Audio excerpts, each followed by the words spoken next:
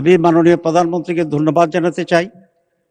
সাংবিধানিকভাবে কার্যপ্রণালী বিধি অনুসারে আজকের এই মহান সংসদের সভাপতি করার জন্য যার নাম প্রস্তাব করেছেন, উনি অত্যন্ত একজন সজ্জন, উনি অত্যন্ত প্রাচীন রাজনীতিবিদ। উনি যে দলই করুন না কেন, আমি মনে করি দেশের সকল মানুষের ওনার প্রতি আস্থা এবং শ্রদ্ধা আছে। মাননীয় প্রধানমন্ত্রীর এই প্রস্তাবকে আমরা বিরোধী দলের পক্ষ থেকে পূর্ণ সমর্থন জানাচ্ছি।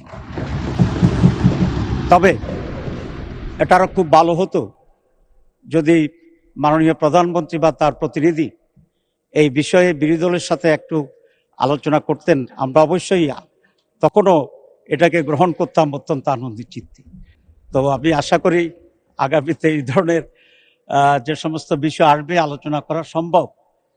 তো সরকারি দল বিরোধী দলের সাথে আলোচনা করলে পূর্বান্নেই এটার পরিবেশটি আরও উন্নত হয়।